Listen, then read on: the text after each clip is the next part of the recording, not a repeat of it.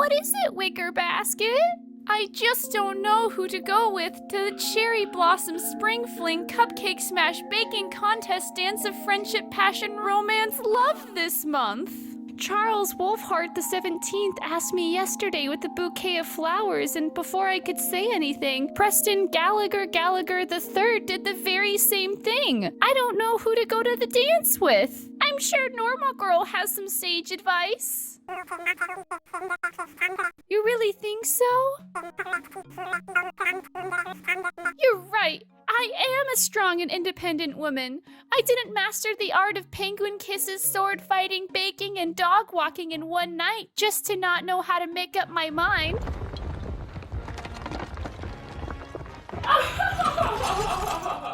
Oh, Wicker Basket. You better make up your mind soon, otherwise I will be the one to take them to the dance. No way, Wither Basket. I might not be in a relationship with them, but you have to wait your turn. Wait, you're not even in a relationship with either of them? Will Wicker Basket be able to solve her date choice dilemma? Or will the nefarious Wither Basket rule out and take both men to the magniloquent mixer? Find out at the end of this episode of Love Try High. Webtoon is the epitome of mediocre storytelling, especially when those stories have female leads. Something that has been catching my eye are the gender roles that these females take part in. And let's be real, I'm dying to talk about them. Because if there's anything I like better, it's talking about webtoons that try too hard to be something they're not, and the damage they could potentially cause while trying to be unique. Ooh, I might be coming out of the gate pretty strong here, but recently the infantilization of female roles has become an increasing problem in recent webtoon media. An infant female lead might also be described as a born sexy yesterday character, where the main lead is definitely an adult with adult anatomy. That's my favorite type of anatomy. But they are so incredibly dumb, incredibly innocent, and tooth-achingly sweet, much like a child would be. An infant character can do no wrong because they only want what's best for everyone. And they're so kind, they didn't mean it. You must be in the wrong if you disagree with the infant character. How could you disagree with a cute little baby face like this? While this is a relatively new trend I've noticed, I do believe if I had to pick a specific starting point for this snowball, it would be Lore Olympus. Wait, don't go!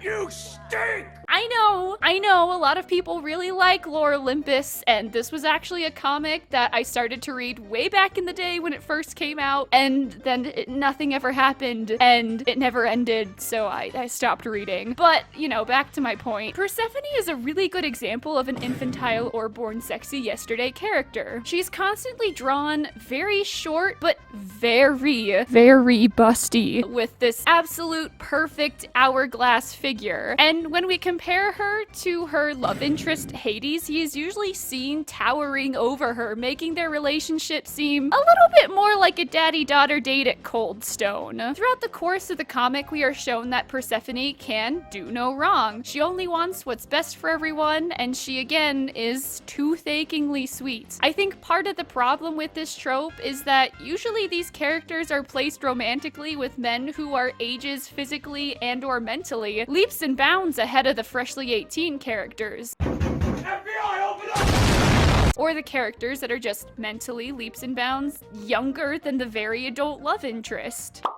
I think a lot of times when creating an infant character, most people confuse childlike wonder with childlike actions, or naivety for straight up dumbness. And readers end up with an overly sexual character that can do no wrong because they didn't mean it and they're very sorry, guys. Now, obviously I'm talking about the more extreme cases here, but the more and more comics that get shit out of Webtoon Original on the daily, the more and more I'd notice the shockingly increased amounts of infant characters. While Webtoon has a very young female user base, does this young female user base actually like adult characters acting like children? What do young people like these days?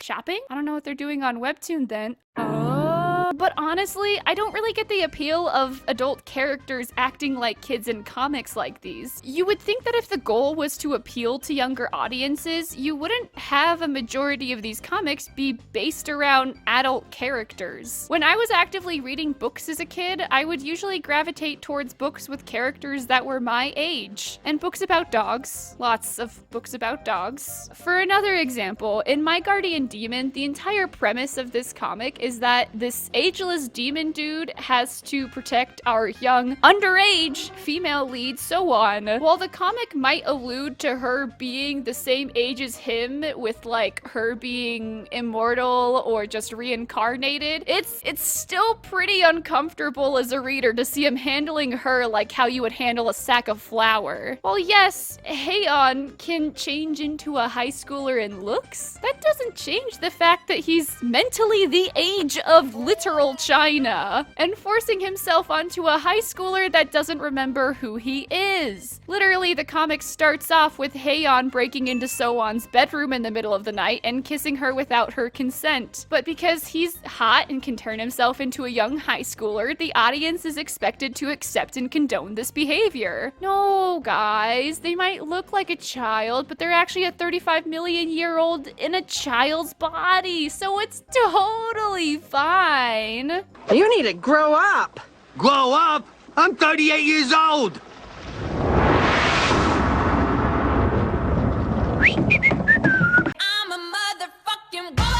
I know you might actually be expecting me to detest this trope, but I'd be remiss if I didn't tell you the truth. I'm kind of a fan of girl bosses. When done well, of course. Obviously, an overpowered girl that is super perfect and strong and powerful for no reason and can do no wrong is not what I'm talking about. I'm talking about girls that do hard or difficult things, but are still human and make mistakes and have realistic human goals. Those are my favorite types of girl bosses. Something I've seen in webtoons as well as modern media outside of the comic platform is the constant need for these girl bosses. But rather than having a relatable or thought-provoking main character, these girl bosses are more or less boiled down to perfect women who can do no wrong and are intrinsically good at literally everything. It's pretty exhausting and unrelatable when your main character is so perfect in every way. No wonder no one likes women. Making a hard disconnect between viewers and the main character. One girl boss I can think of in my real life is my grandma. She ended up putting herself through school after having a baby and getting divorced in the 60s, where it was way more stigmatized than it is today. She didn't let the hurdles in her life take her out, and she powered through it all while taking care of a baby on top of things. Though she might not have been perfect or a strong person before she faced her struggles, in the end she learned, powered through, and showed herself she could take care of herself. Girl boss. Personally, I believe that modern day feminism majorly cuts out a lot of female demographics in the name of being diversive. Put a chick in it, make her gay! Fuck baby J, put a chick in it, make her gay! Linguine and clam sauce.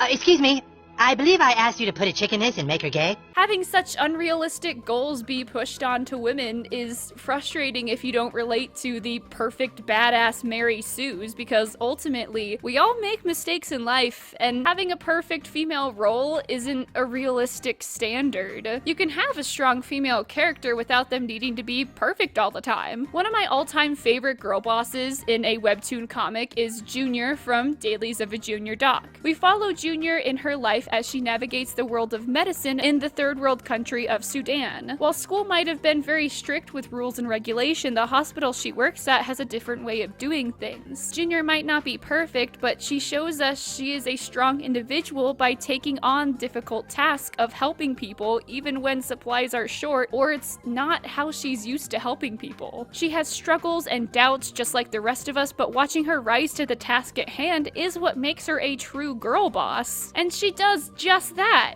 Go read this comic. It's really short, but it's really good. Another thing hyper-perfect girl bosses tend to have in order for audiences to root for them is a mean man that just wants to see her downfall for Absolutely no reason at all. It's a little hard not to mention it since I do want to do a video specific to men's gender roles in Webtoon, so I guess I'll be brief here. Essentially, this story will put down the men and also females around this girl boss character in order to make the girl boss character seem way more cool, perfect, nice, or whatever we're supposed to see her as. It's easier to root for someone who's, you know, not a rapist or a dumb idiot. If you're given an assortment of chocolate to choose from and the only one that isn't covered in piss water is the raspberry chocolate one, of course you're gonna take that one even though it's still ass. Because by comparison, it's still better than the other piss-soaked chocolates. In The Princess's Jewels, our girl boss Ariana is not only perfect, beautiful, loved by all, witty, but also an insanely talented swordswoman. Basically, her only flaw in the webtoon is that she's a woman, and women can't rule kingdoms, yada yada yada. You would think that with the different old customs these authors tend to cherry pick for their stories, they would just stop picking the whole woman can't be leader thing, since in the end, the woman usually does end up being the leader anyways. Ariana has brothers who hate her for no reason and want to see her fail for no reason, because why would they be worried when she can't be a leader anyways? While her father is a blubbering fool over her. The men we're shown either usually adore her, and if they hate her, don't worry guys, they're actually in love with her. I know there is so much more to unpack with this comic, but I really have to stay on target here. My last point about girl bosses is the fact that they are really talented at things naturally without any boundaries or limitations to their power.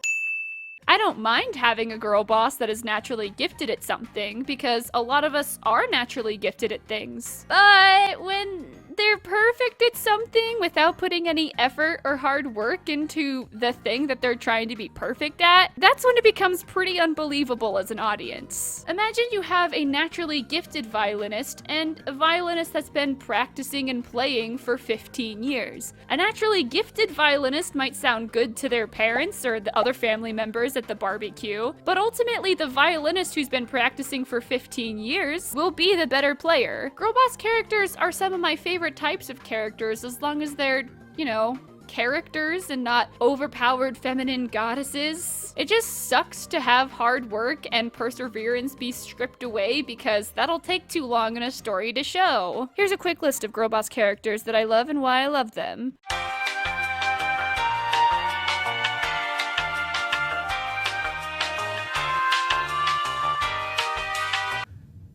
Her? Blank canvases are literally just that in a story. You can put any type of personality trait onto a blank canvas and it would have no impact on anything in a story. These types of females are usually used either for the reader to insert themselves into or because the author has no idea how to write more than 2 female characters in a room at once. Morty, 2 women. They both have to have names and talk to each other about something.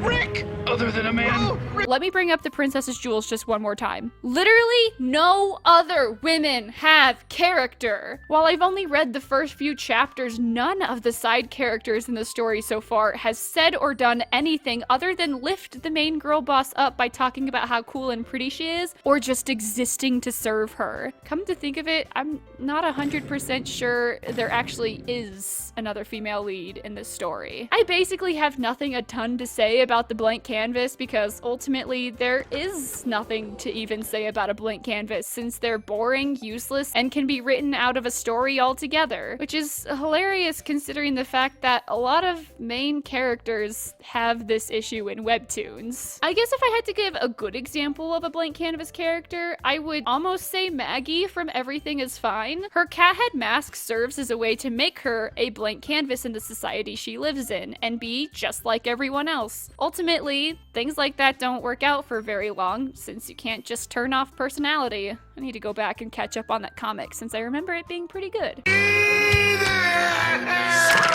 The evil slut in a webtoon is also basically just that. Unlike the other character types I mentioned, this is usually never shown as a main character, but rather a mirror to the main character. They are evil, sexy, and they just want to sleep with the main character's love interest. They mainly exist to show the audience how much better our main character is, since our lead could never be so brazen and public about wanting sex from the male lead, even though the pair aren't dating yet, so so it's like not wrong for another character to be romantically interested. Just a thought. Funnily enough, the author trying to show an evil slut being worse than the main lead usually leads us readers to liking and even rooting for the evil slut character to do well, since they are more relatable people than the leads we were supposed to have attached ourselves to. If you're wondering, I love these characters a lot of the times because ultimately they are shown to have more clear flaws and goals than our leads. These evil sluts are shown to be more decisive, headstrong, and relatable due to their flaws. Unlike our perfect protagonists, their mirrors have more depth and thought put into them. These are the two I find the most glaring in their stories. First, we'll start with Minty from Lore Olympus. Mostly because I find the author trying very hard to villainize her. She is portrayed as a sexy woman who opposes the main character, Persephone. Because she is harsh, the color red, symbolizing violence whether you want to agree with this thought or not, and not actually in an official relationship with Hades, we as an audience are supposed to hate her. Because she directly opposes Persephone, we are supposed to take Persephone's side and not even question why Hades would flip so hard from liking Minty to a child. We do not diddle kids. Hell, Hades was even planning on proposing to Minty before he met Persephone. With her entire job, apartment, and basically everything being provided to her by Hades, you're telling me you wouldn't be a little upset when the guy you're seeing does a 180 and starts to fall for damn near a child? You wouldn't be, I don't know, a little bit worried about your job security when he then hires that same girl to come work with you as an intern? You wouldn't be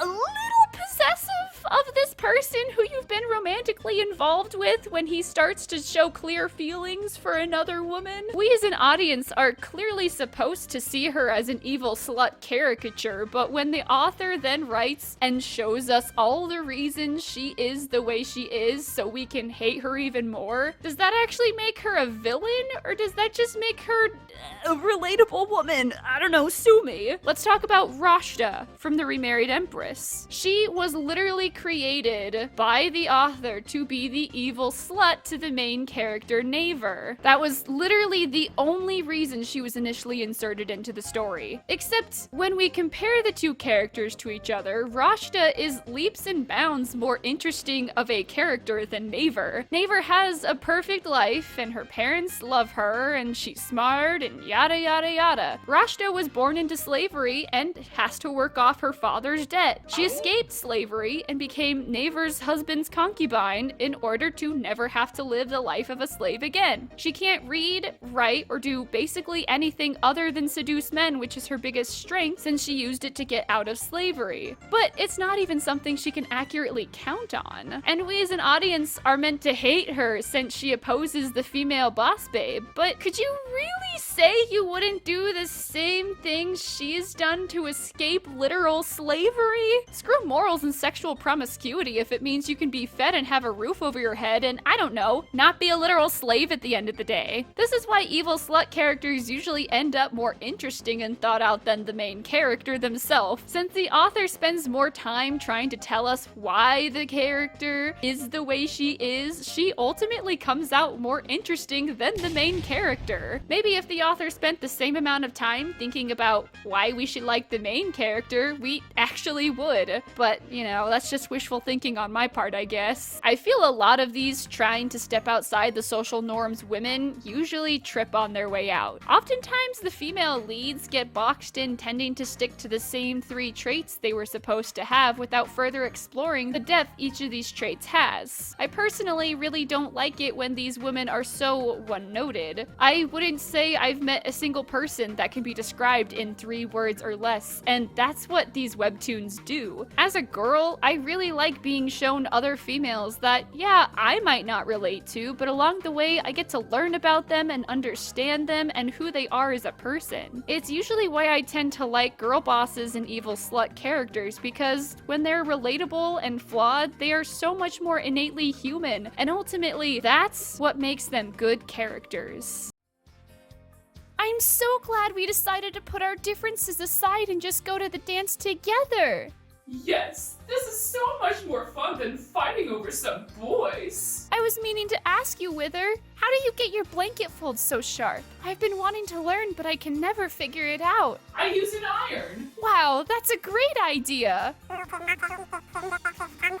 think a public speech class would be perfect for all of us to take together. The next semester is going to be great.